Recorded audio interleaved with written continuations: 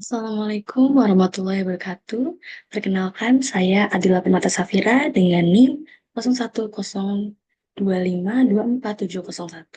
Yang insya Allah akan presentasikan mengenai apa itu AI atau Artificial Intelligence.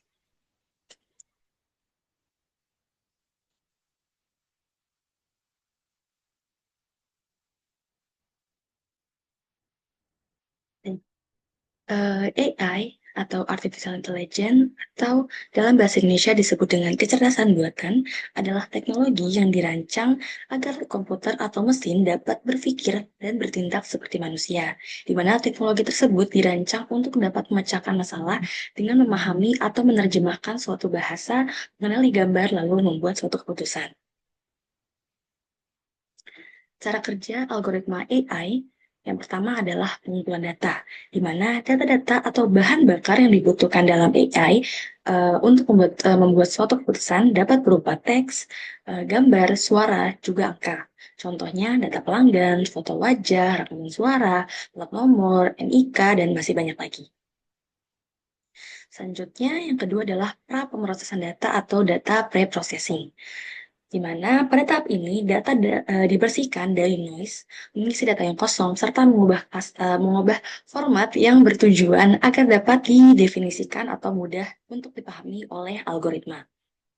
Kemudian dilakukan pemilihan dan juga pelatihan algoritma, di mana pada tahap ini dilakukan pemilihan algoritma yang disesuaikan dengan masalahnya, serta proses training atau pelatihan yang bertujuan agar algoritma dapat mempelajari pola-pola dalam data, di mana macam-macam algoritma.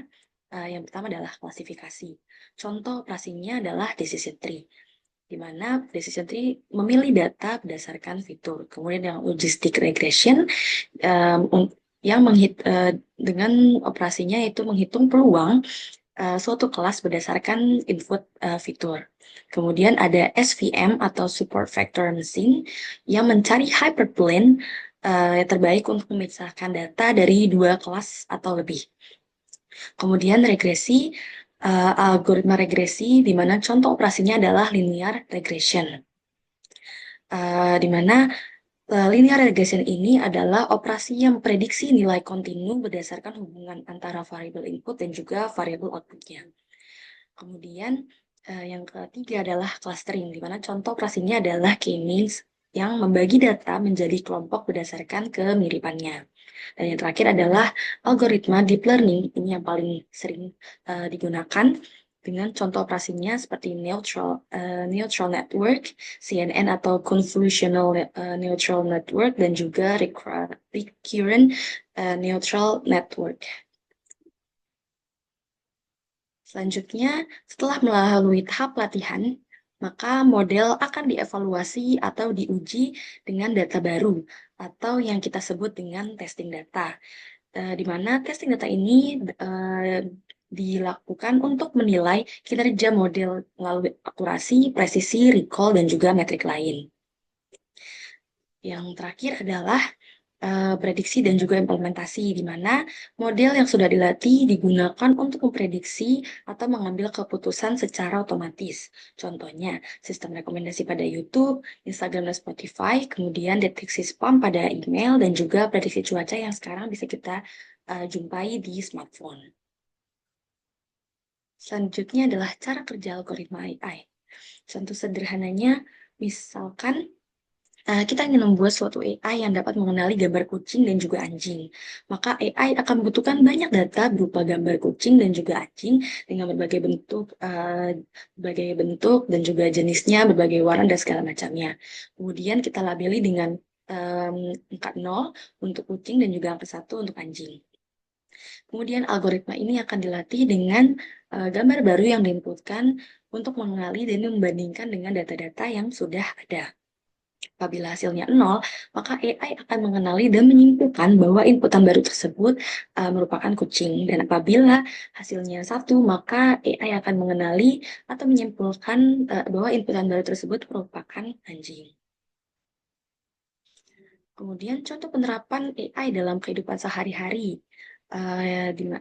Contohnya adalah pada asisten virtual. Contohnya seperti Siri, Alexa, Google Assistant, di mana fitur ini digunakan misalnya untuk menjawab suatu pertanyaan yang dilontarkan oleh penggunanya atau mengatur alarm. Dan masih banyak lagi kegunaan lainnya seperti untuk searching browser melalui suara. Kemudian untuk rekomendasi konten, contohnya ini biasanya digunakan pada Netflix, YouTube, dan Spotify yang merekomendasikan film atau lagu sesuai dengan selera atau dengan algoritma kebiasaan dari penggunanya. Kemudian untuk face recognition digunakan di Face ID iPhone atau sistem keamanan pada eh, ponsel pintar. Contohnya misalnya di Android atau mungkin kita bisa lebih mengenalnya dengan Face Unlock atau Face Lock. Kemudian contoh penerapan lainnya pada Google Maps atau Waze. Misalnya AI ini digunakan untuk mencari rekomendasi rute tercepat atau memprediksi lalu lintas di jalan. Dan yang terakhir adalah kamera smartphone yang mungkin saat ini sering kita jumpai seperti di HP-HP Android, misalnya seperti Samsung atau Samsung seperti Huawei dan lain-lainnya yang saat ini kamera smartphone-nya sudah menggunakan AI, yang mana fitur ini bisa uh, membantu mengatur suatu fokus atau pencahayaan otomatis pada kamera. Lalu yang terakhir adalah perbedaan AI dengan sistem konvensional, di mana bisa kita lihat dari cara kerja AI atau artificial intelligence ini bekerja dengan meniru cara berpikir manusia, sehingga AI bisa belajar secara mandiri dari data-data dengan mengambil pola dari pengalaman sebelumnya. Dan akhirnya dapat melakukan atau membuat suatu keputusan layaknya manusia yang makin pintar karena makin banyak belajar. Namun, untuk sistem konvensional perbedaannya hanya mengikuti aturan tetap atau stick to the rule base yang dibuat oleh manusia. Jadi kalau ada situasi baru yang tidak sesuai dengan aturan, sistem akan error dan tidak bisa belajar dari pengalaman sebelumnya. Kemudian dari sisi fleksibilitas, AI ini bersifat fleksibel dan adaptif. Apabila kondisinya berubah, AI akan mudah sekali untuk beradaptasi. Contohnya, AI di e-commerce dapat mempelajari kebiasaan belanja pengguna dengan memberikan rekomendasi yang terus berubah seiring dengan waktu. Sedangkan untuk sistem konvensional ini bersifat kaku. Apabila kita ubah sedikit aturannya, bisa jadi sistem akan error.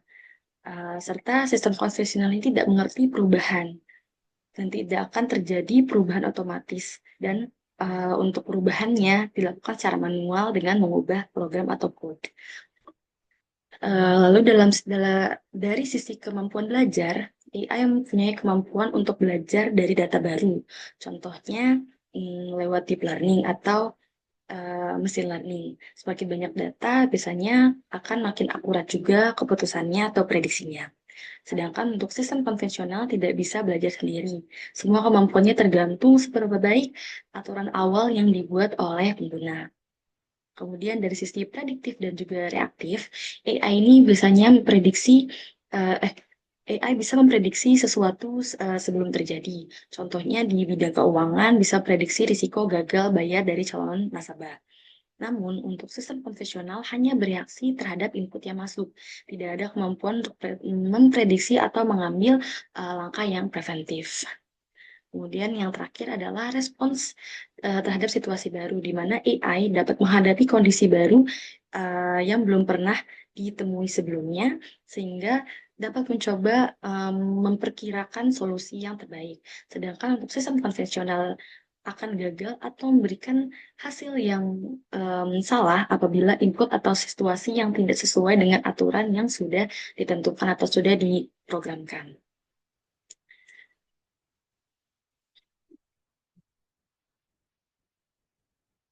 Baik, sekiranya ini yang bisa saya jelaskan. Apabila ada kesalahan, mohon dimaafkan. Wassalamualaikum warahmatullahi wabarakatuh.